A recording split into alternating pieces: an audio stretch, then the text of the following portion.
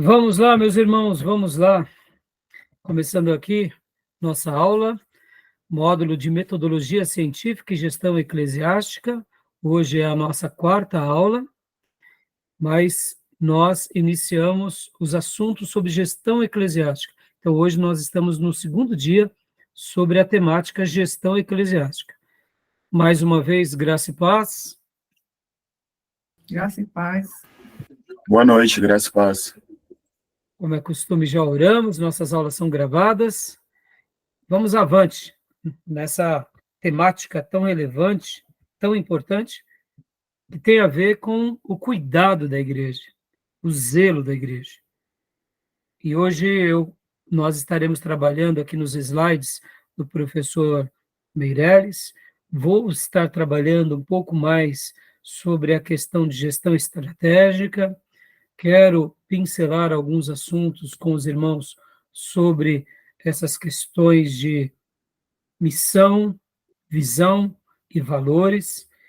Quero falar um pouquinho também sobre liderança, governos da igreja e planejamentos, de uma forma geral. Então, vai ser uma aula, eu diria, com foco bem voltado à estratégia, mas a gente vai estar trabalhando vários assuntos sobre essa questão da gestão eclesiástica. Lembrando que a igreja é de Jesus, que a igreja é um organismo, ela não é uma instituição, mas, ao mesmo tempo, sabendo que ela é espiritual, que ela veio de Deus, Deus entregou ela para que homens cuidassem dela. É claro que nós só temos êxito se formos obedientes à palavra de Deus e se estivermos dentro dos critérios de Deus. Mas, ao mesmo tempo, não podemos negar essa relação da nossa atitude de zelo para com a igreja. É como os nossos dons e talentos. Os dons são presentes do Espírito Santo de Deus a nós. Os talentos são virtudes que Deus nos presenteia, ora de forma sobrenatural, ora de forma natural, mas é um presente de Deus para nós. Agora, como que nós estaremos desenvolvendo esses dons espirituais e esses talentos? Isso compete a nós. Gestão eclesiástica tem essa abordagem. Como nós cuidaremos da igreja do Deus vivo? Como nós trabalharemos nesse organismo que é sagrado e faremos o melhor para glorificar a Deus? Como nós demonstraremos zelo? Por isso que esse assunto, ele é um assunto muito relevante, tá bom? Então vamos lá, quero ler um texto aqui com os meus irmãos sobre Tiago capítulo 3, versículo 13 ao versículo 18. Aqui fala sobre a sabedoria de Deus e fala sobre a sabedoria dos homens. E por que eu quero ler esse texto como uma breve reflexão? Porque esse texto, eu quero que vocês observem que essas verdades têm que nos acompanhar. A sabedoria de Deus tem que nos acompanhar na gestão eclesiástica. Se nós estivermos fazendo gestão eclesiástica, ou seja, uma administração da igreja, apenas com a sabedoria dos homens, nós poderemos até progredir diante dos homens, mas não progrediremos diante de Deus. Porque se tratando de uma obra que ela é divina, precisamos do auxílio divino. Logo, com a sabedoria dos homens, nós podemos cuidar dos projetos dos homens. Mas com a sabedoria de Deus, nós cuidamos com os grandes projetos de Deus. E a igreja, na minha opinião, ela é aquilo que de mais sagrado temos na Terra. Quando eu digo de mais sagrado, é claro que eu me refiro no sentido de expressão. Nós somos o corpo de Jesus na Terra. É óbvio que nós temos dois elementos divinos na Terra. Na minha opinião, é a Bíblia, e a segunda coisa é o ser humano. Nós somos a imagem e semelhança de Deus. Mas podem ver que quando nós nos tornamos igreja, agora nós nos tornamos o quê? Agência do reino de Deus na terra. Nós nos tornamos o corpo de Cristo na terra. Logo, nós nos tornamos o representante de Jesus naquela geração. Ora, sobre nós repousa direitos e deveres maravilhosos. E como que nós estaremos homenageando, prestigiando aquele que nos incluiu a essa obra? Por isso que eu quero acreditar que quanto mais zelo tivermos com Deus, por meio da sua palavra e por meio da sua igreja, mais o honraremos. E é por isso que o profeta dizia sabiamente que maldito é aquele que fizer a obra de Deus relaxadamente. Então que Deus nos ajude a zelarmos pela igreja, a fazermos o nosso melhor na perspectiva humana, usando todas as ferramentas humanas que forem legítimas, mas, sobretudo, nunca faltando as ferramentas divinas. Porque mesmo que não tenhamos tudo aquilo que é humano, e de fato pode ser que a gente, uma hora, não tenha nem prédio, não tenha nem instituição, não tenha o CNPJ, sejamos perseguidos, quem sabe mortos, ou seja, aparentemente uma igreja sem muito significado, uma igreja sem muita expressão social, pode ser que a gente passe por um momento assim, mas que nunca falte sobre nós o Espírito Santo, que nunca falte sobre nós esses valores divinos que fazem com que a igreja de Jesus triunfa em momentos bons e em momentos ruins. Então, que a gente possa aprender a ser zeloso com a igreja de Jesus, tá bom? Joia? Então, Tiago, capítulo 3, versículo 13 ao 18, alguém leia para mim, por gentileza? O irmão ou a irmã, por favor. Posso ler? Por favor. Quem dentre vós é sábio e tem verdadeiro entendimento, que demonstre por seu bom proceder cotidiano, mediante obras praticadas com humildade, quem tem origem na sabedoria. No entanto, se brigas em vosso coração, inveja, amargura e ambição egoísta, não vos orgulheis disso, nem procureis negar a verdade, porquanto esse tipo de sabedoria não vem dos céus, mas é terrena. Não é celestial, mas demoníaca.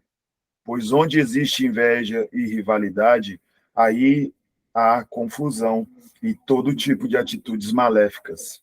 Porém, a sabedoria que vem do alto é, antes de tudo, pura, repleta de misericórdia e de bons frutos, imparcial e sem hipocrisia.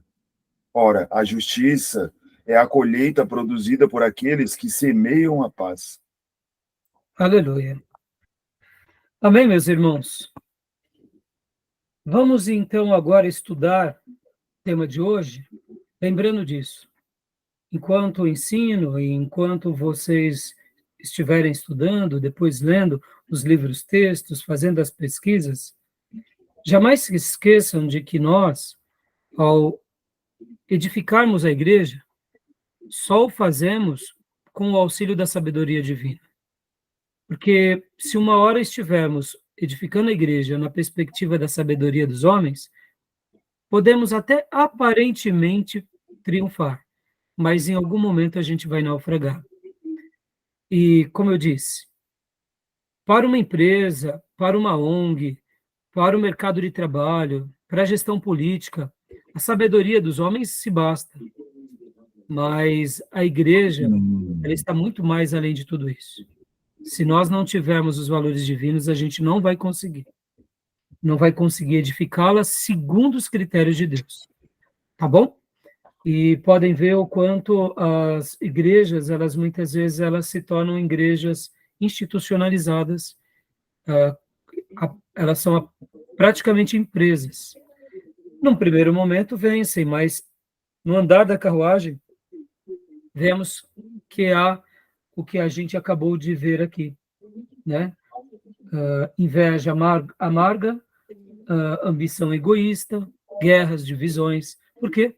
Porque estamos montando uma igreja, fazendo uma obra para Deus, segundo a sabedoria dos homens, e não segundo a sabedoria de Deus. Que Deus nos livre disso, tá bom? Lembrando que existem muitas coisas boas na vida que nós podemos aplicar na igreja, mas nem tudo da vida a gente pode aplicar na igreja. Já o oposto é verdadeiro. Tudo que a gente aplica na igreja, a gente pode aplicar na vida.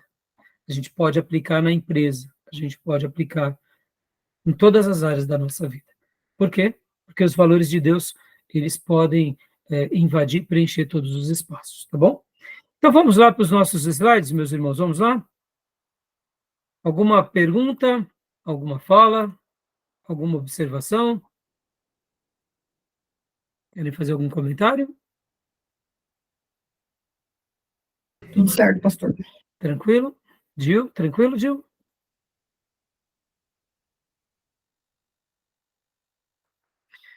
Então vamos lá. Aqui, irmãos, nós paramos no slide, nesse slide aqui, de compartilhar com vocês. Paramos nesse ponto. Administração da igreja. Ainda conceitos iniciais, né? Existe um autor que ele é muito conhecido no mundo empresarial, ele é um palestrante, ele é um grande líder, Jim Collins. Ele tem um livro chamado Feitos para Vencer. O que ele trabalha, irmãos? Ele trabalha dentro da perspectiva dessas grandes empresas que elas já existem há séculos, algumas empresas há décadas, e que elas entram gerações e passam gerações e elas continuam se reinventando, continuam se aprimorando. Então, percebam que quando nós olhamos para algumas grandes empresas, algumas indústrias, nós podemos extrair boas coisas delas. Vocês concordam comigo ou não? Sim, pastor. Tem coisas boas ou não tem? Tem, sim. Cita aí pelo menos umas 3 empresas, mas que você lembra delas e que você fala, poxa vida, olha o que eles fazem.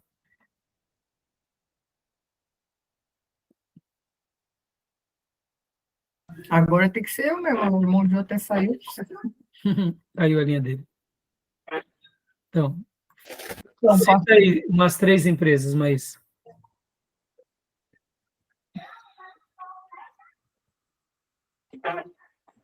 agora de cabeça até fora. Então, vamos lá, Gil. Cita umas 3 empresas, Gil, que você lembra, que são grandes indústrias, grandes empresas, que estão aí há décadas se reinventando, se atualizando. Entra uma nova geração, uma nova tecnologia, e quando você vai ver, eles conseguem existir. E por que eu estou citando aqui Jim Collins e nesse livro, no caso, Feitos para Vencer? Bom, A obra dele é um estudo dessas empresas que são vencedoras. Uma é essa Melhoramentos, eu não sei se é o nome, do papel de Suzano ali, a Suzano, alguma coisa assim. Papel e celulose Suzano. Eu acredito que eles têm se reinventado com o tempo, né, pastor? Estão bem estabilizados, né? Eu iria citar algumas... Emmanuel acompanha muito a empresa. O Gil acompanha um pouco mais, né, Gil? Eu O que você fala para mim do papel e celulose Suzano, Gil? Bom, inclusive a companhia Suzano, né? A companhia Suzano, ela não está na minha carteira de investimentos, mas é uma grande empresa e empresa centenária, né? Que já passou por muitos problemas, muitos desafios e tem crescido, né? Com o passar do tempo. Mas eu citaria a Gerdau, né? Que é uma empresa também centenária que eu tenho na minha carteira. Tenho também a Petrobras. Aí. Tenho Copasa, uma empresa de saneamento básico, que é uma empresa também centenária, né, lá de Minas Gerais. Tem muitas empresas brasileiras assim que sobreviveram assim a intempéries da economia, inflação e etc. E estão aí até hoje. Olha aí. Obrigado. O Gil já deu um leque até para a irmã pensar um pouco mais Agora, e empresas estrangeiras, Gil? Diga mais umas duas. Estrangeiras no exterior, Isso. empresas de tecnologia são as mais visadas, né, as mais famosas, né? Pode ser, caramba, do Elon Musk, esqueci, tá na ponta da língua. Tesla. Isso, né? Tem também a Amazon, é uma empresa também muito conhecida, mas eu não sei se ela é uma empresa assim, já, né? Se é uma empresa centenária, né? Não, Mas ela não é, é, né? É não, mais ela é atual, nova, né? ela é nova. É empresa nova, né? Mas Mas acredito, empresas de tecnologias assim são muito bem faladas lá fora. sim. Mas, ó, que nem você falou, essas duas, elas estão dentro das big techs, das grandes empresas tecnológicas. A A Microsoft, Microsoft, temos o Google, temos a exato. Meta, temos agora a grande vedete do mercado, que é a NVIDIA. Mas, ó, essas daí são as big techs, as grandes empresas de tecnologia, ou, no caso, indústria, como a Tesla, que agora está até tendo uma desvalorização, mas mesmo assim ainda é uma grande empresa e provavelmente vai continuar sendo. Agora, vamos pensar um pouco de empresas centenárias.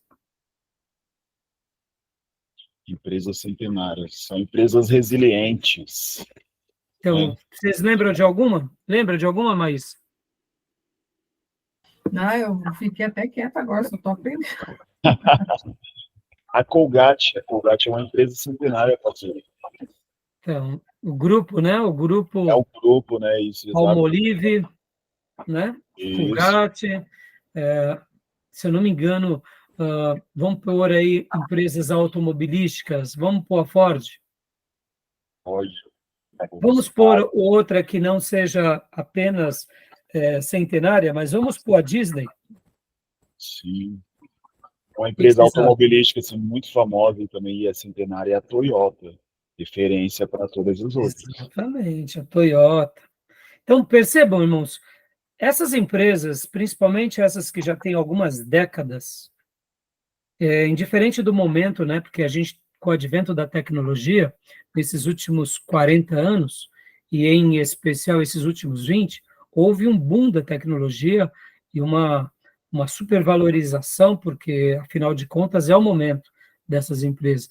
Mas vamos pegar aqui, de 50 a 100 anos para trás, são empresas que estão aí, vamos pegar um outro exemplo, mesmo que não apreciemos, mas a Coca-Cola, a Pepsi Cola, são empresas que elas estão no mercado vencendo e se reinventando aí a cada geração? A Então, Dolly, a Dolly também é uma empresa centenária. a Dolly eu não sei se já seria, eu acho que ela é mais nova, né? Eu acho que é, professor. Tem uma propaganda aí na TV aberta aí que fala, pelo menos o diretor fala que é uma empresa. Então, eu não conheço a fundo. Mas assim, né? Mas vamos pegar alguns bancos, por exemplo, bancos judeus, bancos ingleses.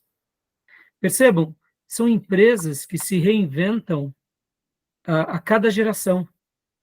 E então, por que eu estou usando esses termos e estou gastando esse minuto aqui, irmãos?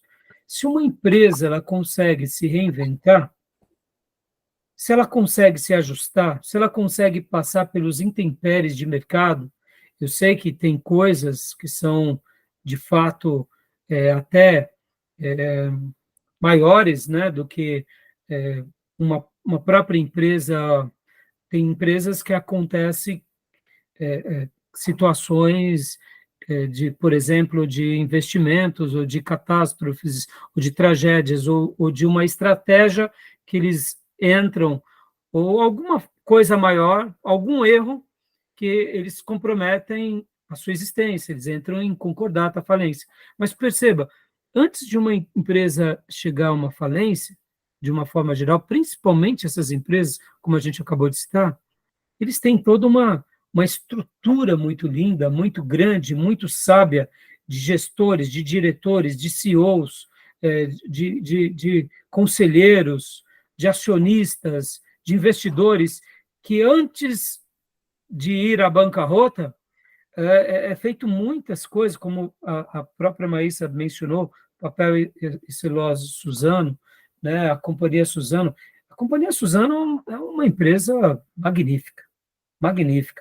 É uma das maiores no mundo. Ou seja, poder ter um pedaço de uma empresa como essa é genial. Eu acompanho muito um fundo de investimento que é o Fundo Alaska. E os grandes diretores ali, o Luiz Alves e o Breda, ele fala uma coisa super interessante.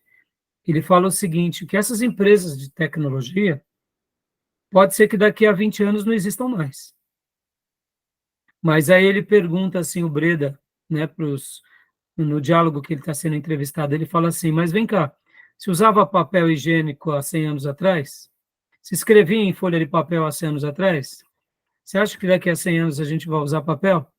Ou seja, o que o Breda fala? O que ele está dizendo com essas perguntas? Que possivelmente daqui a 100 anos essas empresas de papel vão estar existindo. Porque elas são coisas centenárias. Na história do homem, a gente precisa de papel. Nós necessitamos de papel. Hã? O papel é uma necessidade do homem. É uma necessidade. Né? A madeira é uma necessidade. Ou seja, então essas empresas de papel e celulose, essas empresas, elas são centenárias e elas continuando nesses aprimoramentos, elas, de fato, como eu disse há pouco, elas são feitas para vencer. Tendo uma boa gestão, tendo uma boa administração. Então, nessa abordagem, quando nós olhamos para uma empresa nessa perspectiva, um banco, uma ONG, uma escola, vamos pegar agora aqui uma universidade, como é a universidade onde Wesley estudou, Oxford.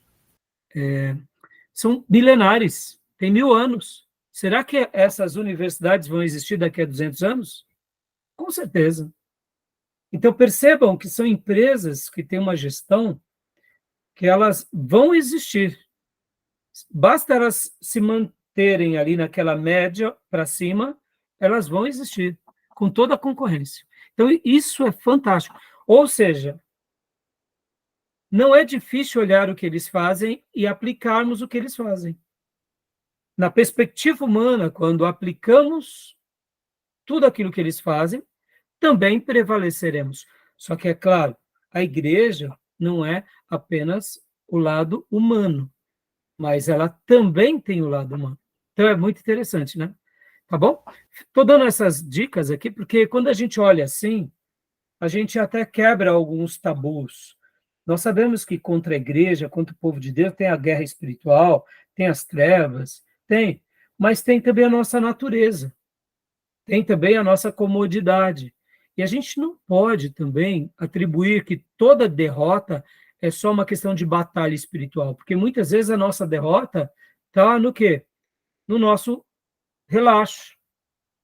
A maneira em que a gente administra a igreja, a maneira em que a gente cuida da noiva.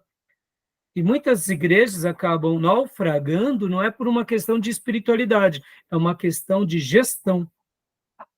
Então, na gestão, quando a gente olha para essas grandes empresas, a gente pode aprender com essas empresas. Por exemplo, deixa eu fazer aqui a última fala. Vocês investiriam em alguma empresa do Eike Batista? Eu não investiria. Por que não?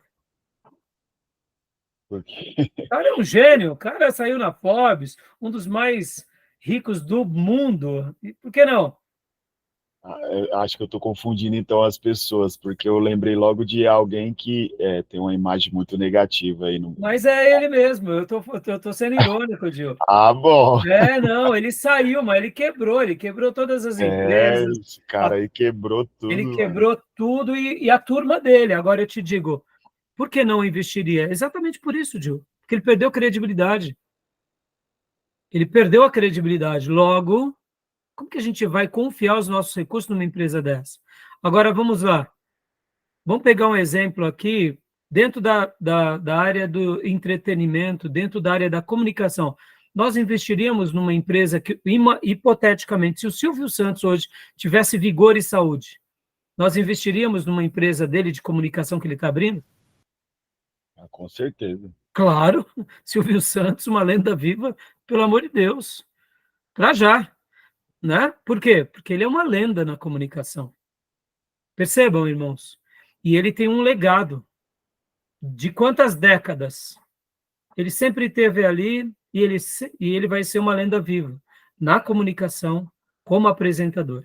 Então percebam que, agora, se o Silvio Santos fosse um mau pagador, se ele fosse uma pessoa, né, que tivesse um nome sujo, a gente não investiria. Percebam, então, a questão da gestão nem sempre é uma questão de espiritualidade, é uma questão de disciplina, de ética, de valores. Tá bom?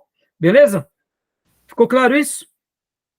Ficou. Joia. Uma boa analogia seria essas empresas que, né, uma analogia assim com as nossas atitudes pecaminosas, né, sempre contaminam a igreja. Uma boa analogia, essas empresas boas que têm a mão do governo, né, os estatais aí, misericórdia. Exatamente, Di. Exatamente. Então, perceba como é difícil a gente olhar, quando a gente, aliás, como se torna mais fácil a gente olhar nessa correlação do quê? De empresas que são vencedoras, que são perenes. Ora, se eu seguir aqueles passos, possivelmente eu também serei um vencedor. Possivelmente eu terei boas práticas. Então, na igreja, quando se trata dessas questões de administração, nós podemos copiar essas boas práticas. Como você bem mencionou, Gil, empresas que estão ligadas ao governo podem ver que como elas sofrem.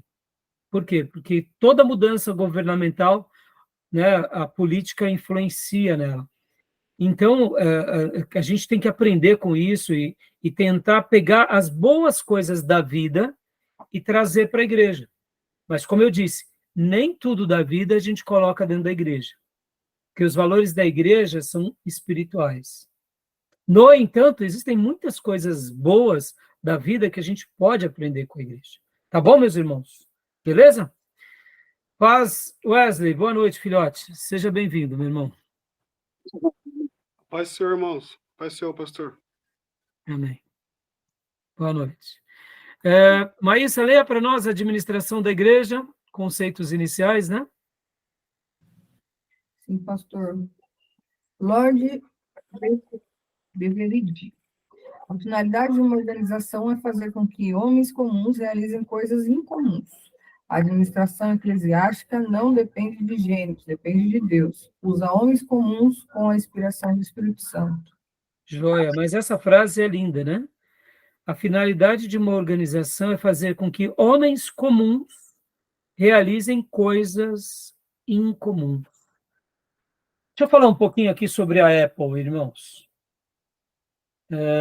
Dizem que Steve Jobs, quando ele ia no departamento de engenharia da Apple, e ele estava ali vendo, por exemplo, um computador, e aí ele olhava a parte externa do computador, e ali ele ia nos departamentos que cuidavam da parte interna do computador.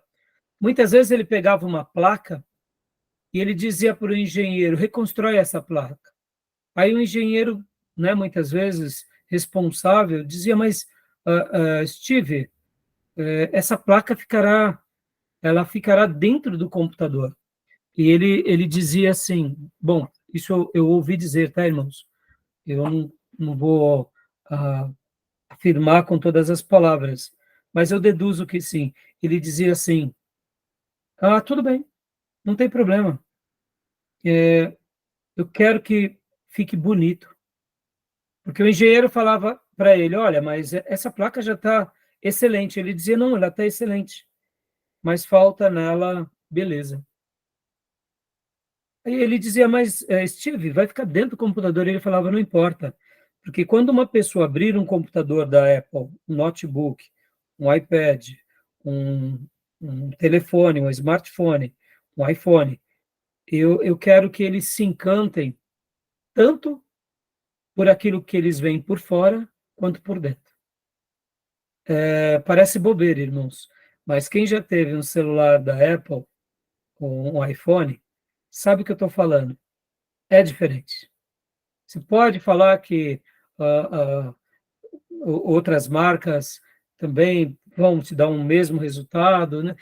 Sim, vão acabar sendo tão úteis quanto, mas dentro das tecnologias e dentro dos smartphones existem os Apples e os demais. Até o momento tem sido assim. E por que ele alcançou esse grau de excelência? Por causa de fazer o extraordinário. Eu gosto muito, até hoje eu utilizo esse aparelhinho para as minhas caminhadas. Ele é um antigo MP3, sabe? Deixa eu mostrar para vocês, está vendo? Carrega. Meus irmãos, eu tenho ele há quase 10 anos. E é maravilhoso, porque muitas vezes você está correndo, ele tem aqui ele é um aparelho de MP3, né? Que você coloca o fone de ouvido aqui. Mas ele tem, é como se fosse tipo um pregadorzinho, sabe? Você prende na roupa. E olha, é espetacular.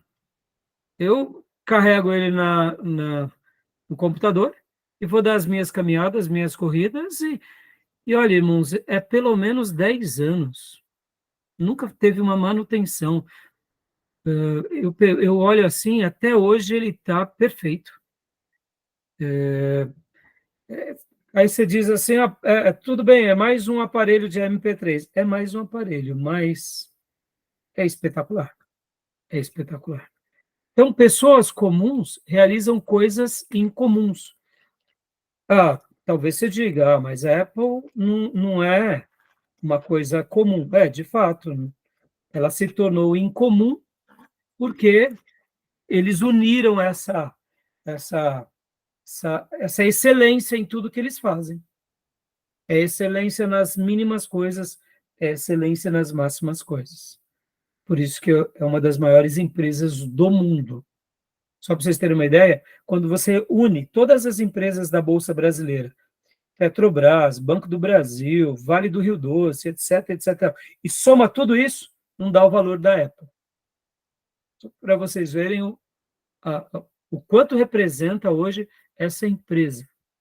É uma única empresa americana, ela tem mais peso em valor financeiro do que a somatória de todas as nossas empresas da Bolsa Brasileira. Gigante. É gigante, é estratosfera. Quem comprou, por exemplo, ações da Apple há 20 anos atrás, teve uma valorização assim absurda. Tanto é que um dos maiores investidores é o Warren Buffett, porque uma das prioridades do Buffett é investir em empresas únicas do setor. Ele pega uma empresa que ela seja um diferencial. Ela é única, ela é exclusiva. Existem várias empresas de tecnologia, mas qual é a melhor? Qual é a mais excelente? Então, percebam, quem diria que um dia a Apple se tornaria isso? Então, quando a gente começa a olhar para a história, lá atrás, quem tem 50 anos ou mais como eu, vai se lembrar que a Apple ela era uma empresa, nos seus inícios, não muito diferente de uma IBM, não muito diferente de uma outra empresa de tecnologia dos seus dias. Mas ela se aperfeiçoou. E agora, aqui aplicando na igreja, a gente vê isso na vida dos apóstolos, a gente vê isso na história da igreja. Deus separa pessoas comuns e, pelo poder dele, faz com que essas pessoas comuns façam obras incomuns. Davi é um grande exemplo disso. Pedro é outro grande exemplo disso. Maria Madalena é outro grande exemplo disso. Tá bom? Então vamos lá, vamos correr um pouco agora, porque eu já falei bastante aqui. Vamos lá. Peter Drucker. Leia para nós mais, por favor. Tarefa do administrador: criar um todo maior que a soma de suas partes, regente de orquestra. Cita Gênesis: somente o relacionamento entre o homem e seu Criador e o homem e a sua família antecedem seu relacionamento com o trabalho. Peter Drucker, quem foi ele? Quem é ele na administração? Ele é o guru da administração, é um dos maiores nomes da administração moderna. Ele tem frases clássicas, ele tem obras clássicas, é um palestrante, é um erudito, é um escritor, é um professor. Então, se você gosta do assunto, e de um assunto, eu diria, já muito bem preparado, leia e acompanhe Peter Drucker. Então, ele tem, assim, eu diria, frases como essa, por exemplo. Todos nós nascemos para uma coisa, servimos para mais 2 ou 3, e nas demais coisas enrolamos. Concorda com isso? Todos nós nascemos para uma coisa, servimos para mais 2 ou 3 coisas que derivam dessa coisa, e nas demais coisas nós enrolamos. A grande dificuldade está em descobrir a razão pela qual nascemos. Quando a gente descobre, a gente realmente se torna, eu diria, não só pleno e realizado, mas atingimos o máximo do nosso potencial na vida. Então, Peter Drucker, ele é o guru das administrações modernas, tá bom? Então, aqui são frases dele. Ser ou não ser, eis a questão. Aí já é filosofia, né? Não é Drucker. É outro filósofo. Mas é isso aí. Então, leia para nós, Maísa, por favor. Henri Fayol. Prever, preparar-se para o futuro. Organizar e unir meios e recursos humanos para funcionarem como um todo. Comandar, providências para a organização funcionar com normas. Coordenar, manter em funcionamento, integrado em suas atividades. Controlar, avaliar e regular o trabalho. Atual PODC. Aqui, na realidade, são termos de Fayol que ele vai dar essa ideia que na administração temos essa perspectiva de prever, de organizar, de comandar, de coordenar e de controlar. Parece bobeira, mas pensem assim, irmãos, isso é muito importante. Agora, deixa eu até abrir um leque aqui para vocês. Existem pelo menos 2 atributos numa liderança. Um líder, ele delega e ele supervisiona. Podem ver que a função de um líder basicamente é essa. Um líder é aquela pessoa que toma as decisões, que dá uma direção para outras pessoas. E dentro dessas perspectivas, uma das características que um líder cria, ele cria em si movimento. Pode ver que toda liderança nos leva a um movimento de forma sincronizada. Alguém já disse que uma das definições de uma empresa que realmente tem uma boa liderança é porque ela está em movimento.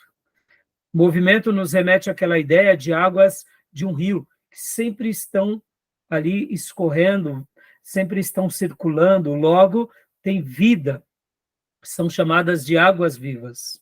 Não são águas paradas, que se tornam mortas, são águas vivas, né?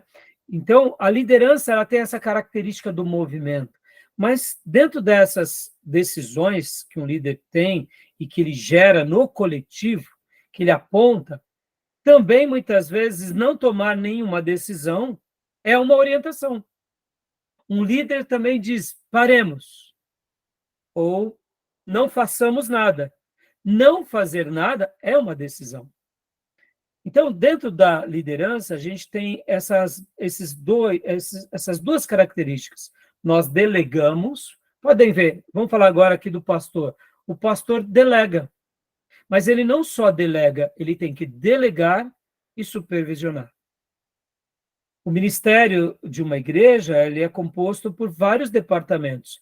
Os departamentos espirituais, os departamentos administrativos, e dentro dessa complexidade, o pastor delega para os seus líderes e ele vai supervisionando. Só delegar não resolve, porque ele precisa também supervisionar. Supervisionar sem delegar também não é efetivo. Por isso que você delega, mas supervisiona. É uma tarefa que parece ser fácil, mas ela é bem desgastante, irmãos. Quando está tudo correndo muito bem, é fácil. Já o administrador, ele tem uma característica um pouco mais, eu diria, dividida. Ele tem essas questões de prever, ele organiza, ele comanda, ele coordena, ele controla, ou seja, ele delega e supervisiona, sim, mas, ao mesmo tempo, ele tem que ter aquelas questões de uma metodologia, ser mais voltado a aquelas tarefas repletas de disciplina. Por quê? Porque a tarefa do administrador requer um cuidado, eu diria, um pouco mais presente. Se não, por exemplo, vamos pegar um exemplo aqui, irmãos, só para vocês terem uma ideia, gerenciar uma empresa, você tem ali o departamento de compras. Se você não supervisionar o departamento de compras, de repente o comprador compra coisas demais, além do que precisa, porque ele acha bom preço, e de repente, quando vai ver, o diretor, né, o CEO daquela empresa, ele acaba tendo estoque além do que ele precisava. Isso também é um problema. Então, percebam que tudo tem uma estrutura, né? Então, dentro da administração, se a gente não tomar cuidado, a gente se perde nesses detalhes. Tá bom? Tudo bem até aí? Tranquilo? Tranquilo, pastor. Leia para nós agora, Gil, tipos de governo eclesiástico, né? Dentro de uma empresa, irmãos, cada empresa vai ter a sua distribuição do seu organograma. Tesoureiros, administradores, secretários, marketing, a área de vendas, a fábrica. Cada setor vai ter ali o seu organograma. E dentro da igreja tem os seus organogramas. Mas dentro de todas as igrejas, indiferente de quem elas sejam, existem os governos, que dentro desses governos as igrejas são estruturadas. E nós temos pelo menos esses 3 tipos. Leia para nós, por favor, Gil. Monárquico. Centralizado em uma só pessoa. Igreja Católica Romana. Infalibilidade do Papa como monarca absoluto. Episcopal ou prelático. Poder nas mãos de bispos como sucessores dos apóstolos, representantes da doutrina verdadeira e clero superior que governa a igreja. Igreja grega, anglicana, metodista. Congregacional ou independente. Cada igreja individual e local administra seu próprio governo. Voz da maioria dos seus membros. Igrejas batistas e congregacionais. Jóia. O professor Meirelles chama a Igreja Católica Apostólica Romana de monárquica. Na minha concepção, sim, tem o lado monárquico, tem, mas a melhor terminologia para mim, mesmo entre os católicos, é episcopal. Ou uma igreja onde os arcebispos nomeiam o Papa. Então, dentro dessa estrutura, eu colocaria ele também como episcopal. Mas, pastor, o Papa ele tem essa quase característica de ser um monarca. Só que acaba não sendo, porque a monarquia tem aquela questão da hereditariedade. Mesmo que o papado tenha esse vínculo de ser chamado de algo quase que, vamos dizer assim, uma hereditariedade na sua autoridade papal, mas ainda não é uma monarquia propriamente dito. A monarquia tem a ver com sangue, tem a ver com a conquista. Pode ver que, geralmente, uma pessoa se torna rei ou porque ele é aclamado entre o seu povo, ou porque um outro rei domina outro povo. No caso do catolicismo, é feita uma eleição para ver quem vai ser aquele papa. E eles se reúnem e ali decidem quem vai ser. Então, eu classificaria mais como episcopal, mas não quero entrar no mérito agora. Agora, são os tipos de governos, né? Os tipos de governo. Aqui nós não colocamos também o presbitério. Esses assuntos nós vamos trabalhar mais em eclesiologia. Mas aqui, só para comentar um pouco aqui com os irmãos, né? Dentro dos episcopais, irmãos, como a gente viu aqui, está a igreja grega, anglicana, metodista, e eu colocaria até a católica. Mas também temos a igreja governada por presbíteros, que seriam grupos de pastores que cuidam dessa igreja, que no caso é a igreja presbiteriana. Olha que interessante, irmãos. Na igreja batista, por que nós não batizamos crianças? Porque já que é uma igreja democrática, que você chama a responsabilidade das pessoas, no momento que eu batizasse uma criança, essa criança, ela já teria, vamos dizer, uma certa autoridade na igreja. Nós sabemos que uma criança, ela precisa ser cuidada, ela precisa ser orientada. Então, dentro da democracia batista, e principalmente, no caso aqui, como brasileiros, as vozes são das pessoas adultas. Não seja que uma criança não possa expressar, e nem um jovem, um adolescente, não é isso. Mas, de fato, a responsabilidade jurídica vai cair sobre quem? Sobre os pais dessas crianças. Logo, nós deixamos com que pessoas maiores decidam. E esse é um dos critérios pelos quais também só fazemos batismo de pessoas que tomam a decisão depois de adultos, ou pelo menos depois em que a própria pessoa toma a decisão por si. É claro que batizamos adolescentes, sim, mas é o adolescente que já toma a sua iniciativa por livre e espontânea vontade. Essa é uma característica das igrejas congregacionais e batistas. Por essa razão que eles têm esse viés mais democrático, porque logo que uma pessoa toma a iniciativa de se batizar por livre e espontânea vontade, e ele passa a pertencer do rol de membros, e ele se torna maior de idade, logo ele tem uma voz ativa, ele pode assumir responsabilidades. E por essa razão são igrejas chamadas igrejas congregacionais ou igrejas democráticas. Já a igreja, por exemplo, presbiteriana, aonde o presbiterianato cuida de toda a igreja, ou seja, aquele corpo de pastores e líderes cuidam da igreja, então eles são os representantes legais daquela comunidade. Por essa razão, eles continuam batizando crianças.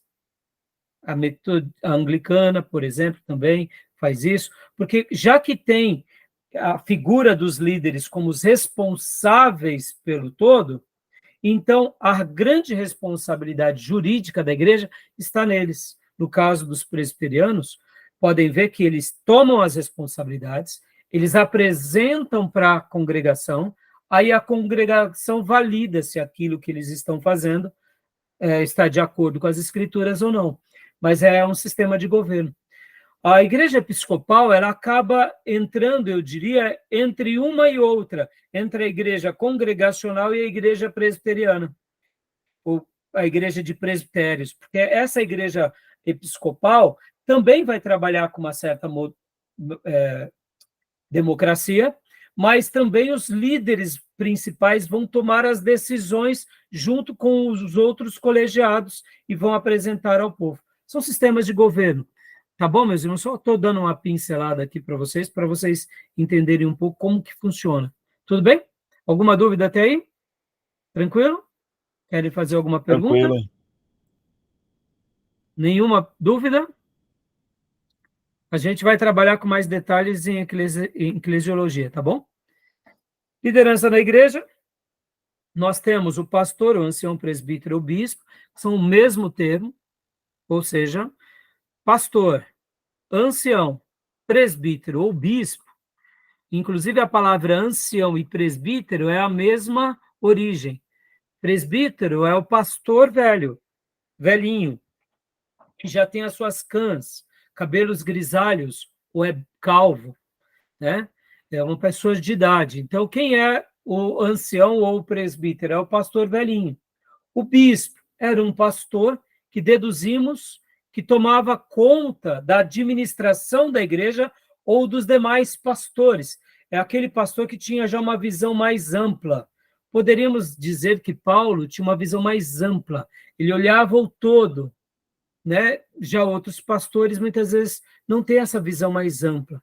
E o pastor é aquele de fato que cuida ali da vida e do rebanho, fazendo as suas visitas, pregando sermões, ensinando. Não é que o pastor não tenha uma visão ampla, mas muitas vezes o bispo ele consegue ver esse outro lado, o lado administrativo, o lado jurídico, o lado dos ministérios. O bispo seria essa pessoa que já tem um viés mais de liderança. O diaconato são os servos da igreja, são aqueles que auxiliam o pastorado, são aqueles que ajudam as tarefas pastorais, tanto administrativas, quanto por parte de tarefas, não somente de distribuir a ceia ou um folhetim, mas de cuidar da assistência social, cuidar da manutenção do templo, e aí vai. E temos também, no caso aqui, os dons chamados ministeriais, como está lá em Efésios. Apóstolo, profeta, evangelista, pastor e mestre. Então, no caso, seriam os dons chamados ministeriais, tá bom? A gente vai trabalhar mais isso em eclesiologia. Tudo bem? Alguma dúvida? Tranquilo? Ô, pastor, Hum. e desses governos, assim, dessas administrações, assim, qual é o considerado o mais bem-sucedido? É o episcopal? Então, dentro Ou das não existe, assim... aqui, né, voltando. Então, Gil, na realidade, Gil, aí cada pessoa e cada ministério vai puxar a brasa para sua sardinha. Eu puxo a brasa para a seguinte sardinha: ser cheio do Espírito Santo. Eu posso ter ser da melhor igreja, no sistema, vamos dizer assim, Gil, sistema de governo, tipo de governo.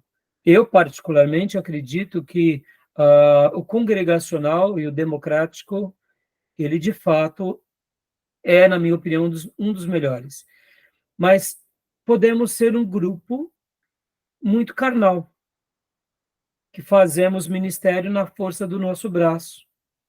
Fazemos o ministério na perspectiva democrática, mas política. Pode ver que a democracia, também batista, muitas vezes ela é bem parecida com a democracia política.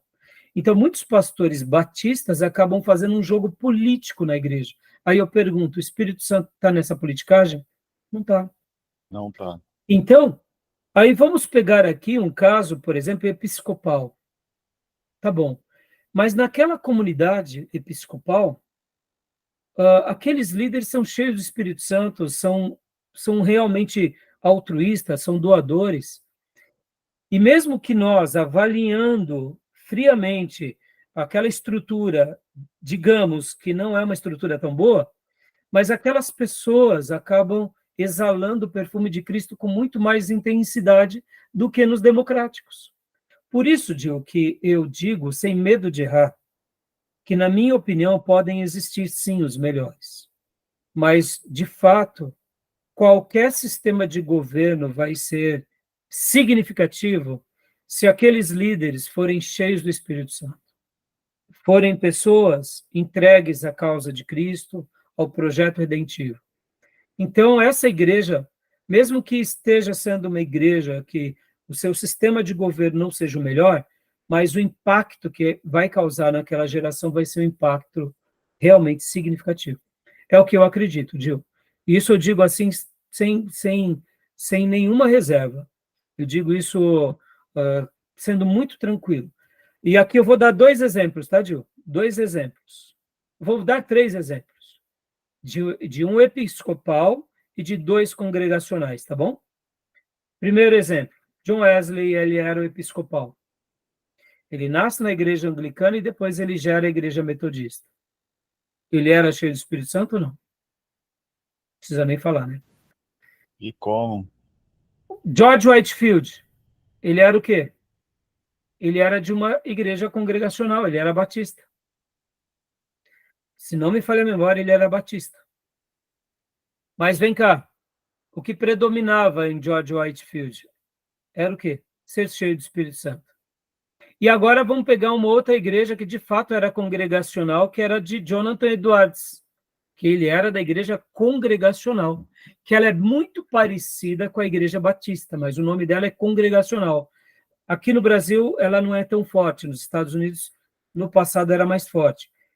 Mas a igreja congregacional, com Jonathan Edwards, colheu frutos maravilhosos ou não? Maravilhosos. Sim. Então, perceba, e agora vamos pegar uma outra igreja também, um quarto exemplo, Calvino. Calvino vai criar a igreja presbiteriana, que é a igreja baseada em presbitério. Calvino era um homem cheio de Espírito Santo ou não? Pelo amor de Deus. Dizem que Genebra praticamente se tornou um modelo bem próximo da igreja primitiva, logo depois que Calvino foi pastorear aquela cidade. Com todas as suas dificuldades, depois de algum tempo, ele conseguiu realmente deixar ali um colegiado, uma igreja estabelecida, e o que aquela igreja gerou em Genebra, dizem que foi como se um paraíso fosse criado na Terra. Há quem diga que o modelo todo o sistema econômico democrático, segundo o próprio Frank Ferreira, nasce aonde? Nasce em Genebra. Com quem? Com Calvino. E Calvino, que tipo de igreja era? Presbiteriana. Então, eu poderia, hoje, criticar qualquer sistema de governo, como eu poderia valorizar qualquer sistema de governo. Citei 4 tipos de sistema de governo, de 4 grandes líderes que fizeram uma diferença gigantesca. Vamos citar um quinto pastor, Spurgeon, batista. A igreja metropolitana, tabernáculo metropolitano que Spurgeon pastoreou, foi uma igreja de uma projeção maravilhosa. Por quê? Porque ele era cheio do Espírito Santo. Perceba, não fique preso ao sistema de governo. Fique preso se somos cheios do Espírito Santo. E, naturalmente, naquilo que Deus nos permitiu viver, a gente vai deixar uma marca poderosa. Por isso, eu posso ser um pastor batista e ser político e carnal, e posso ser um pastor pentecostal da Assembleia de Deus, cheio do Espírito Santo, e deixar uma marca maravilhosa dentro de um governo episcopal. Por exemplo, vocês vão de convir comigo que a Igreja Assembleia de Deus, ela até destaca-se muito mais para a monarquia do que o episcopal. Geralmente, a Assembleia de Deus, a presidência da igreja passa de pai para filho. É quase que uma monarquia. Mas eu pergunto para vocês, a Assembleia de Deus, nesses 100 anos no Brasil, fez uma história maravilhosa ou não? Fez. Pode ter tido erros? Claro que tiveram. Mas tivemos uma igreja maravilhosa? Tivemos. Praticamente quase uma igreja monárquica. Mas a gente conhece nomes da Assembleia de Deus que marcaram a nossa geração nesses últimos 100 anos. Pelo amor de Deus, quantos foram os nomes de grandes pastores, desde os seus fundadores? Então, perceba, qual é o melhor sistema de governo? Ser cheio do Espírito Santo, onde você estiver. Porque se você estiver na igreja melhor, ou naquela que tem um sistema de governo muito boa, mas a gente não for cheio do Espírito Santo, a gente não vai causar praticamente nada. Tá bom, meus irmãos? Beleza, Gil? Respondeu? Sim, totalmente. Joia. Então vamos agora, irmãos. Mais alguma pergunta, irmãos? Não? Não. Dúvida? Maísa? Irmão Wesley? Não? Então vamos dar uma pausa aqui, meus irmãos, vamos? Para a gente ir para o intervalo. Vamos lá. Fechou? A gente volta em instantes, tá bom? Vou dar uma pausa agora aqui na nossa gravação.